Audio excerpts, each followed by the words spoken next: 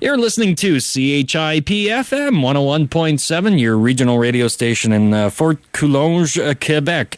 And on the line with me right now is Luke Murphy, author, father, supply teacher, former colleague here at CHIP-FM, and he's on the line to talk to us about his new book, Dead Man's Hand, which I'm going to give you a little description of right now. What happens when the deck is stacked against you? From NFL rising star prospect to wanted fugitive, Calvin Waters is a sadistic African-American Las Vegas debt collector framed by a murderer who, like the Las Vegas police, finds him to be the perfect fall guy. And the cards don't fall your way when the brutal slaying of a prominent casino owner is followed by the murder of a well-known bookie. Detective Dale Dayton is thrown into the middle of a highly political case and leads the largest homicide investigation in Vegas in the last 12 years. What if you're dealt a dead man's hand? Against his superiors and better judgment, Dayton is willing to give Calvin one last chance. To redeem himself, Calvin must prove his innocence by finding the real killer while avoiding the LVMPD, as well as protect the woman he loves from a professional assassin hired to silence them. Welcome to the show, Luke Murphy. Well, thanks for having me, Chad. Well, it's great to have you back here, even if it's in voice alone. But it's sure been a different place without you here, at least in the news department. And since then, I guess maybe you use some of your writing skills while writing up those news reports to put towards your the eventual authorship of a book, which, by the way, I don't remember recalling you talking too much about writing a book while you were here. Did I miss that? No. Well, while I was writing, I was pretty hush-hush because I didn't really know what was going to happen. I didn't know if I was going to pursue trying to get it published. At that time, it was a lot of just, kind of a hobby and something I really enjoyed to do in a pastime sort of way. And so I didn't really mention much or talk much about it. It was just something I did behind the scenes, and I did for my own enjoyment. Now, you're from Shawville. You're a resident of Shawville, correct? That's correct. Born and raised, and moved back here. I was gone for about 10 years. I was down in the States playing hockey, but moved back in 2006, and I've been here ever since. It's far removed from the setting of your book. Did you pick up while you were in the States? Is that where you picked up your influences for this book? Yeah, absolutely. The backdrop, the setting of the book takes place in Las Vegas, and when I was playing hockey down in Oklahoma City, actually, I had a chance to visit Vegas for the first time, and I kind of just fell in love with the city. There's just so much going on. You got the glitz and the glamour, and it's like a party 24 hours a day, 7 days a week. And, I just thought it was a perfect scene for a murder mystery suspense type novel. Now, the title of your book, A Dead Man's Hand, now, there's some, I guess, maybe a question as to the origin of that phrase. It was apparently the last hand that Wild Bill Hancock had in his Hickok had in his possession before he was shot in the back at a poker game. Tell me why you chose that title. Yeah, well, you've done your research, Chad. I'm surprised that I don't think many people would know the history of Dead Man's Hand and back in the Wild West, Wild Bill Hickok, and So actually, the title of the novel has changed a few over the years. It's actually my third title. This was my publisher. I had my own title. Then when I hired my agent, she had her own title she wanted. Then and I signed the publishing contract. Of course, the publisher had her own ideas. So I guess it was kind of a brainstorming decision between my publisher and I. And we had the Vegas setting, a murder of a casino owner. So we had a lot of gambling involved. Obviously Vegas is known for gambling. And so we wanted to have some sort of tie-in to gambling and, a catchy sort of title that kind of, when you look at the title and read it, Dead Man's Hand, it kind of makes you want to, what's this about? So I actually did some research about poker and gambling and different things, and I found this history on Wild Bill Hickok and the Dead Man's Hand, and how it was the hand he had dealt to him when he was shot and killed, and ever since that day was known for that. And I thought it was the perfect type of title, and I was able to kind of write in a couple of extra things around that title, added a couple of extra scenes that will kind of relate to the title more, and really brings it all around and wraps it up into the title. So it really worked out well. The main protagonist of your novel, Calvin Waters, is described as an anti-hero. Now, the term anti-hero may not be too familiar with some of our audience members, but it's been a concept in comic books for a while with people like Deathstroke and Hellboy. But people might be familiar with like Tony Soprano as an anti-hero, or Angel from Buffy the Vampire Slayers, or even more recently Dexter, or Walter White from the Breaking Bad. Why did you choose an anti-hero for the main character of your book? Yeah, it's funny you mentioned Dexter, because that's the first thing that pops in my mind when I think anti-hero too. Well, I do a lot of reading. I mean, I've done a lot of reading my whole life, and I love the mystery suspense genre. So I read a lot of that, and I just find that a lot of novels, the protagonist, the main character, the good guy, he's so perfect. He's got no faults. He can seem to do everything well, and it's just really hard to relate to a character like that as a real person. You know that people have faults and that they make poor choices and they do bad things sometimes. Sometimes not.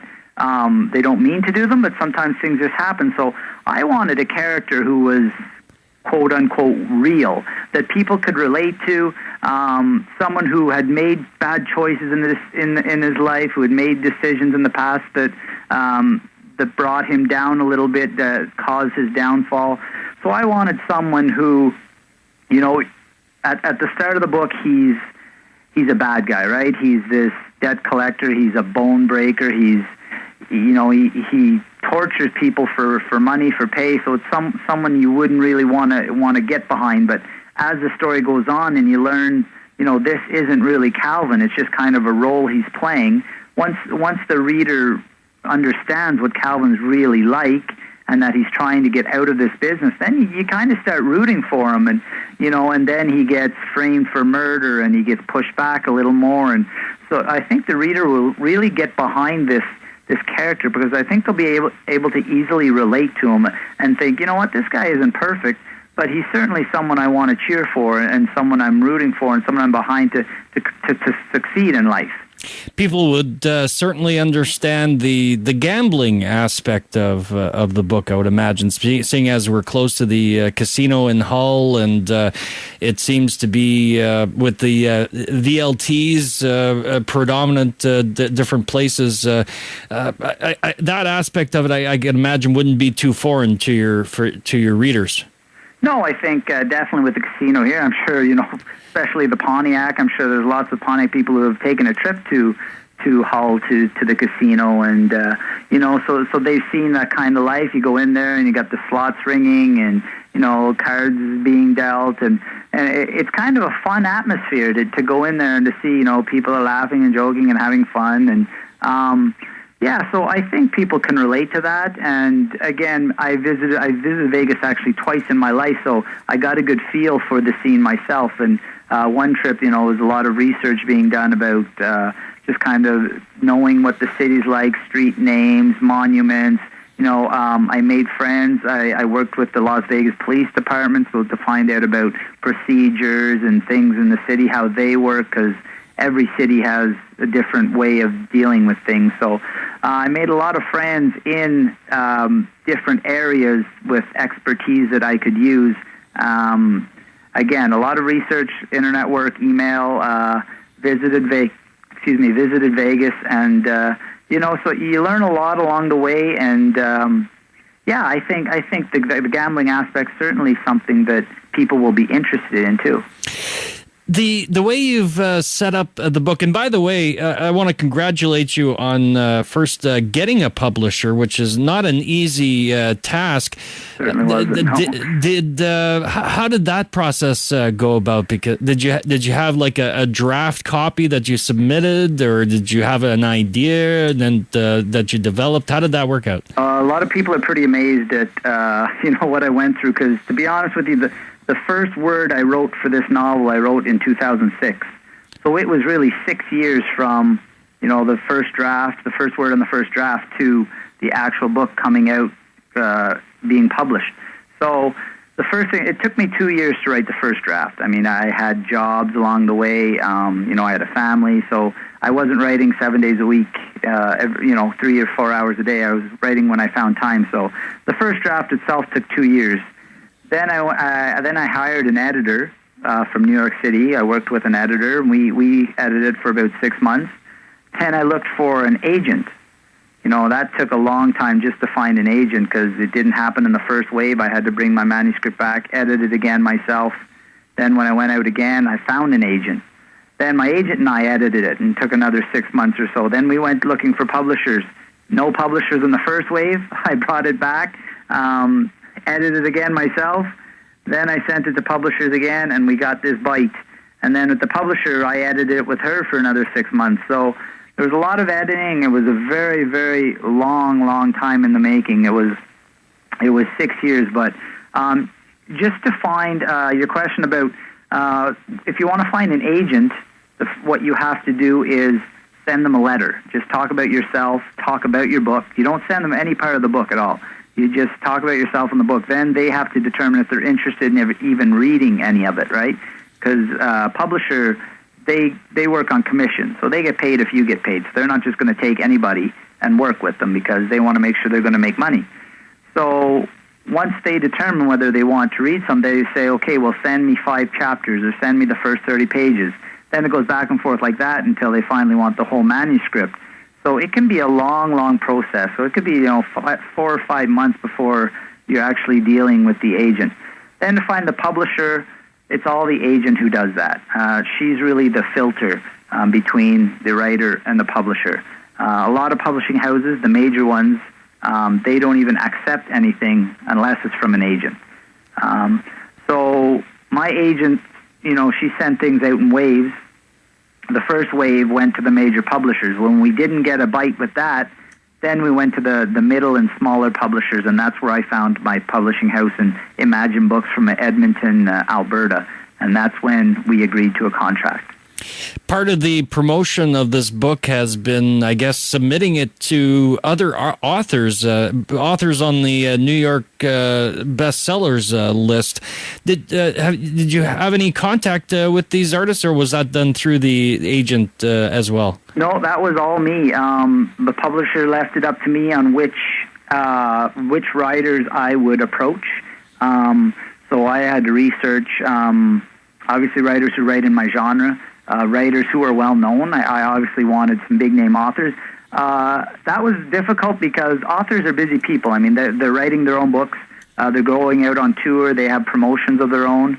So I probably contacted maybe 16 or 17 authors who I wanted, and I received 11 actual people who, they said, yeah, send it to me. I'll give you, if I can do it, I will. So that was a lot of fun, just meeting, I think you're talking about Thomas Perry, who's on my cover, a best-selling author. He's actually he's been one of my favorite authors for a long time. I've read a lot of his books. And when I got the review blurb from him, I mean, I was through the roof. I couldn't believe, and someone as great as Thomas Perry, such a fabulous writer, he liked my book. And that's when, before that, I was kind of having doubts. I was getting close to the publishing process. I was getting close to my actual release date, and I'm thinking to myself, oh my gosh, this is real. Is people going to like this? Am I doing the right thing? Is this book good enough? And as soon as I got his review blurb, it was like, wow, maybe this is a pretty good book. Thomas Perry liked it. So that was a lot of fun, contacting the authors myself.